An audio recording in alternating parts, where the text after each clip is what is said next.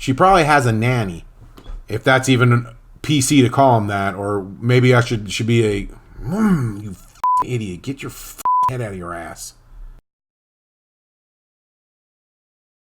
What's up, YouTube? Welcome to Idiot's Corner. I'm the head idiot, Jason. Today I wanted to talk about, I know this has been going around, but some new articles have come out. Elizabeth Banks looks down after box office bomb. Just a recent picture. You see how sad she is because Charlie's Angels didn't do well. I guess it's funny to me. I guess only people realized that it wasn't going to do well. Hollywood didn't realize. Elizabeth Banks didn't realize. Only normal people realized this movie is not going to be good. I don't want to go see it. I think maybe she did realize at the very end because she did some kind of a quote, and I'll get to that in a minute. Yeah, she's sad, and I feel kind of bad. I feel responsible as a man. No, I don't. But I feel bad because she's hot. I'm not going to admit it. Elizabeth Banks is pretty hot. I hate to see hot girls upset, but she kind of brought it on herself. So here's this article from, what is this? The Federalist. It's a new article, just came out yesterday. Elizabeth Banks, Charlie's Angels flopped, but not because of sexism. First off, I'd like to say I didn't go see the movie. To me, when the trailer came out and I saw that they changed Bosley. Anybody, I don't know if you guys know who Charlie's Angels is, but Bosley was kind of like the little boss. He wasn't Charlie, but he was like Charlie's mouthpiece. They changed him to a girl. Once I saw that, I was like, okay, I know what kind of movie this is going to be. Between that and I saw some interviews that Elizabeth had done. And from that, I knew this was going to be another woke, anti-white male, feminist movie that I just didn't want to spend my money on. So the article says, looks like the latest Charlie's Angel movie will mark another big brand box office flop. The Hollywood Reporter puts it bluntly. Sony's Charlie's Angels crashed and burned in its domestic opening with an estimated $8.6 million, becoming the third highest profile reboot or sequel in a row to bomb after Terminator Dark Fate 2 weeks ago and Dr. Sleep last weekend. I don't even know what Dr. Sleep was. I don't know what that was about. But I know why Terminator Dark Fate crashed. It was the same reason that this movie crashed. Crash and burn is something of a pun given that Ford versus Ferrari grossed a cool $31 million over the weekend, and deservedly so. This was, I don't know if this was a true story, the Ford versus Ferrari. I only saw like one or two previews for it. I saw way more previews for Charlie's Angels than I did for this. I saw way more previews for Dark Fate than I did this. And this movie outdid them both. It was probably maybe based on a true story, but it was something original. It was no political agenda in it. I really don't know much about a movie, so I'm going to stop speaking on it there before I make myself even more of a bigger idiot than I am.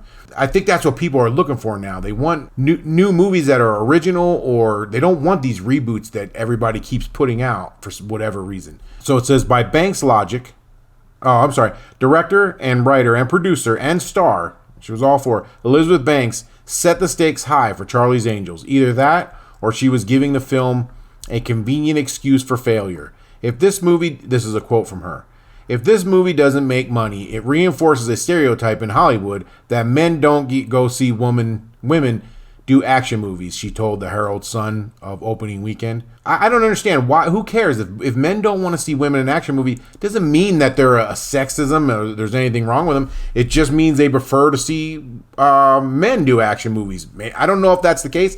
I don't have that preference. I enjoyed Wonder Woman. I enjoyed not Captain Marvel. I did not like Captain Marvel. But I liked Wonder Woman. I liked Alien, from years ago. I liked Salt. I liked, what's the new one with Charlize, I can't say her name, Theron. I like that movie. So it's not, I don't look at a movie and go, oh, I'm not seeing this as a woman in the lead. But when I see that it's going to be a feminist movie, and more than likely it's going to be all white males or the bad guy or males in general, and it's going to bash me and and try to make me feel guilty for being a man, I'm not going to go see it. I don't want to see a movie that is trying to give me morals. That hopefully I have by now. If not, I'm not going to learn it from a movie that came from Hollywood. That's why I didn't go see the movie. See, this is the problem with these woke movie makers, producers, directors, writers. They think someone should go and see a movie because of the message that it has, because of a political agenda, not because it's entertaining, and it shows in the movie that they're making. Nobody owes it to them to go and see a movie. You don't owe it to a producer to go and see a movie because it's about their ideologies, unless maybe you're married to them or you're related to them. But I don't owe it to Elizabeth to go see a movie because she put her ideologies into it. These movies are all about virtue signaling and trying to teach us dumb Americans how to be moral, and they're void of any entertainment. So if people don't go see them, that's your fault. So it goes on. By Banks' logic, Charlie's Angels certainly reinforce that stereotype. But is her contention about the stereotype correct? Do men categorically eschew women-led action flicks? As IndieWire notes, earlier this year, the Brie Larson starring Captain Marvel grossed $426 million in the U.S. and over $1.1 billion at the worldwide box office. Wonder Woman ends its summer 2017 run with $822 million worldwide. And like I said, I feel like Captain Marvel in being put into that category is unfair, because people would have went and seen a movie about grass growing after Avengers Infinity Wars. People wanted to see that next step, especially the way they left you hanging. People were hungry for more Marvel stuff. The way they ended, Infinity Wars. So they would have seen anything. And I don't think it's fair to put some of those movies. I agree with Elizabeth there. But Wonder Woman, it was in a failed franchise. DC wasn't doing all that good. Wonder Woman brought it back. Wonder Woman is a great example, I feel. And she's got it wrong. I'm going to read you what she said. Banks has an answer for that. They'll go to see a comic book movie with Wonder Woman and Captain Marvel because that's a male genre. So I don't understand what she says by that. So if her movie wasn't a male genre, then why should males go and see it? Why is it a man's fault? If I'm going to make a movie and say this is a woman's movie, why am I going to blame men because they don't go see it? Anyways, she reportedly said to The Sun, so even though those movies are about women, they put them in the context of feeding the large comic book world. So it's all about, yes, you're watching a Wonder Woman movie, but we're setting up 3 other characters, or we're setting up Justice League.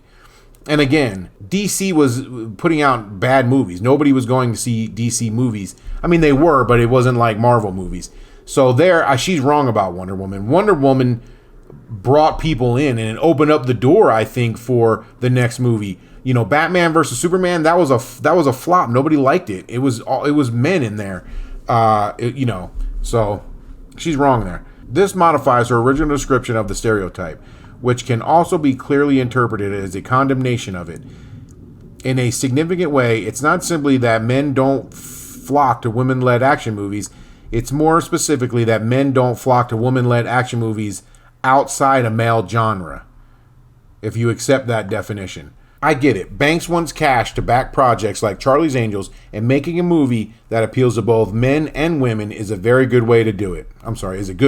She doesn't have to cry sexism in the process. First, it's not exactly condemnable sexism for men to be less interested in women-centric films. It's not exactly condemnable sexism for women to be less interested in Jackass, which, to be clear, I love. And I didn't really like Jackass that much. It was okay, but it was kind of gross to me.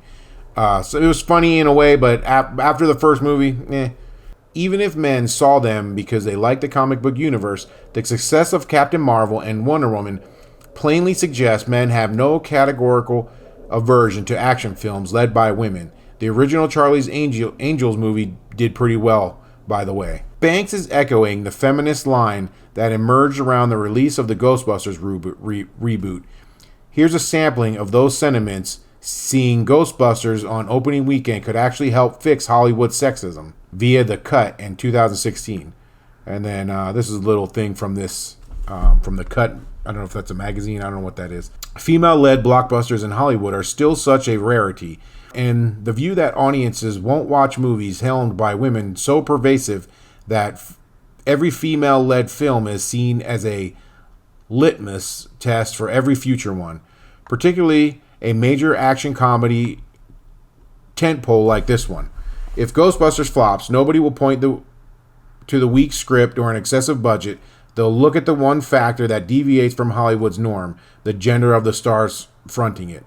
If you want to point the finger at men being the cause of people not seeing this movie, it's actually, you can say that it's this movie itself that's going to hurt the female movement, the feminist movement. The people that back these movies financially don't care about your political view. They just care about making money. And now, in the future, anybody with a feminist point of view or perspective, they're going to be afraid to finance their movies, because they're going to think they can't separate, like Elizabeth Banks, they can't separate their ideals from the movie. So just like the past movies, after all this rash of reboots and franchise hijackings that just came out with this political woke agenda, people in the future are not going to want to see these movies because they know it's going to have a feminist spin on it, a political spin, and people are going to want to finance these movies because they know they're going nowhere. It's these movies that are hurting women's chances, especially if they feel like they may have a feminist agenda of making more movies. And after this, I don't know, like I'm pretty sure the money's going to stop flowing to these type of projects. She goes on to continue to write, as in country music, perceptions of what consumers may want inform business decisions that hamper female projects. So if you would have just made a good movie, it would have opened the door for more women to get these jobs and more women to get these projects. But instead, people are, when they see these feminist type spins on movies, they already know what to expect, and nobody wants to see that. And that's what I think they don't understand. People aren't interested in this. But Banks seems clearly to be arguing both that the perceptions are correct and they are evidence of sexism. Deadline has a great breakdown of why the new Charlie's likely flopped. And from the script to the lack of star power, none of the obvious reasons involve sexism. Same for The Kitchen. The Hollywood Reporter has a similar autopsy report. Deadline quotes Relish Mix, including the film's girl power messaging among the reasons it flopped. Angels is the last example in a woke effort to reboot franchises that many were not interested in to start with. In fact, many references to the 2000 version get a call out as reason this one doesn't seem to compare, whether it's the cast or the action teased from the film. And as observed with other recent films, some action slash adventure, unfortunately fans say they're steering clear of this one because of its girl power messaging. But it's not exactly sexist for viewers to steer clear of a movie that signals its interest in pushing feminist messages on audiences. Maybe the problem is less with men than with films. Maybe the problem is with vaguely political marketing campaigns that exhaust moviegoers who've seen one too many heavy-handed reboots. Or maybe there isn't actually a problem at all, and Banks should stop floating inflammatory excuses that aren't substantiated by the evidence. I agree with this girl. She wrote a really good article. Again, this is The Federalist, and this is the girl right here, Emily Jashinsky. I don't know how to pronounce her last name. I think she's spot on with her assumptions of why people didn't go see this movie. Here's another article that was in We've Got This Covered. They put some Twitter quotes on here from people that saw the movie, and I just wanted to read some of these. They're kind of funny. This girl responded on Twitter with, I know misogyny and sexism runs rampant in Hollywood, but Charlie's Angels' lack of success isn't due to either. In 2017, the top 3 grossing films of the year were female lead films. I don't know what film she's talking about. Could be true. Charlie's Angels isn't doing well at the box office because it's a shitty movie. Here's another good comment. Women didn't go see Charlie's Angels, and they are half of the population. But keep attacking men. I will not see Elizabeth Banks movies in theaters ever again. Your marketing sucked. Your intended audience didn't go to your movie. Blame men, though. Here's another one. Is my girlfriend not allowed to enjoy comic book movies the way she does? And if comic book movies are male genre, what are action movies? Is that fair to men to say something is a male genre? Can men watch romantic comedies? Could it be your movie was bad? I would say that's the one. He's got it. I like this guy. I can't believe Elizabeth Banks would stoop to this level yet. She's still hot, usually. Hollywood actresses wait until after they can't use their sex appeal to star in movies anymore before they start complaining about it. about sexism. Here's another good one. Remember when Elizabeth Banks was fun? Shame she embraced the dark side. Here's another quote from Elizabeth. You've had 37 Spider-Man movies. Let's go down to the actual quote. To those who pointed to the possible futility of another Charlie's Angel movie based on a long ago 1970s TV show and the subject of 2 previous movies in the 2000s, as well as a failed TV series in 2011, Banks had the following response. Now, this is from her. You've had 37 Spider-Man movies, and you're not complaining. I think women are allowed to have 1 or 2 action franchises every 17 years. I feel totally fine with that. And if men want to go see 37 Spider-Man movies, that's their prerogative. That's people's prerogative. If women want to go see 37, we're free as Americans to do so. But it doesn't imply we're some kind of ism. And she's right. Girls are free to have as many action movies as they want. You can have 1 a year if that's what you want.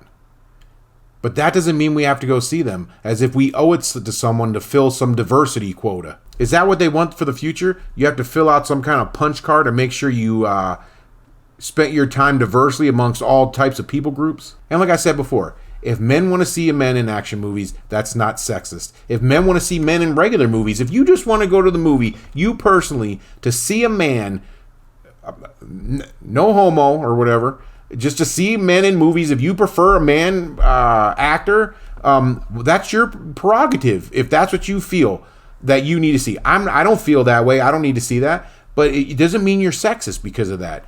Don't let anybody tell you that. If a woman prefers a male doctor or a female doctor, either choice does not make her a sexist. If I prefer a female masseuse, that doesn't mean I'm sexist. Liberals are all about freedom, but quick to call you an ism if you don't make the choices they want. There will always be preferences, and it's stupid to think you can forcefully equalize all of them. So anyways, I wanted to play this video. Elizabeth did an interview, and I wanted to play this video of what she said about bringing her kids to the set and bringing your kids to work, just to show how far out of reality she is. Well, my kids love to come to movie sets, mostly for the craft services. I feel excited to show my kids their mom at work. I grew up with a working mom, and she imparted an incredible work ethic in me. I like involving them in my work, and I think it's important that as a working woman and as a leader on my movie sets that I show other women that it's okay to bring your kids to work. I have a very open policy about parenting on my set. I think that parenting is your #1 job. I think getting on conference calls and hearing children in the background, I'm excited that happens more and more when I'm on the phone with both men and women. We should be having whole lives, right? I don't need to separate my work from my kids as much as I used to. I think there's old stigma around that, and I think there's a sense that you can't involve your kids in what you're doing in some way. I'm just like, I throw all the rules out and I invite my kids into my work life because I want to be with my kids and I want to do great work. So I guess if you don't, I mean, how stupid is that? If you don't bring your kids to work, like who else can bring their kids to work? This just shows how out of touch she is with the rest of the world. She has all these privileges that other people don't have, regular people don't have, because she's rich. And she's sitting back screaming, look at me, I'm a poor woman. Man or woman, who would be allowed to bring their kids to work in the real world? Can you imagine a cook at work with a bunch of kids running around the kitchen? Or the executive of a big corporation trying to have a meeting with a bunch of screaming kids in the boardroom? She probably has a nanny. I don't know if that's PC to call them that nowadays. Maybe it's more like a children's behavioral influencer that follows her kids around and takes care of them while she's at work. But could you imagine somebody working at Walmart, sitting there by the register with their nanny and a couple kids? Like, not everybody can bring their kids to work. I don't see why she thinks that's a possibility. I feel like women that decide to be stay-at-home moms should be offended by this and this type of new liberal definition of what a strong, powerful woman should be.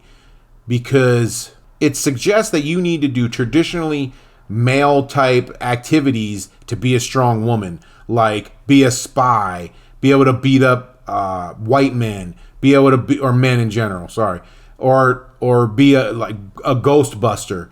Anything but being a stay-at-home mom is a strong, powerful woman today. But I would say it takes a much stronger woman to be a stay-at-home mom. Staying home to raise kids is a sacrifice only someone strong could endure. And I would argue raising the next generation of kids is more of a contribution to society than any 9-to-5, especially making flop movies. Studies show that children benefit immensely from having a stay-at-home mom, especially in the early years. So to me, there's no more noble job than that, and you have to be strong to do it. Let's look at the poster for the trailer. That's the first sign that they didn't want men to come see this. They're pretty girls, but they're not sexy at all, and they didn't want them to be. She said in interviews she wasn't going to put them in bikinis and stuff like that. And I'm sorry. Men want to see kick-ass women, but they'd also like to see a sexy kick-ass woman, not someone that looks like they just graduated high school. And now let's compare that to, look at the old trailer. They're not half naked, but they're sexy. They're women. They don't look like they just got out of PE. And then here's the Full Throttle. Again, they're not half naked. They're sexy women, though. Beautiful, sexy women. Not that these girls aren't pretty, but they look like I said, they look like they just got out of high school. With that being said, if you like what I'm doing, you could support my channel by just throwing a couple likes, subscribing. I'm going to make more content like this. And until next time, have a great one.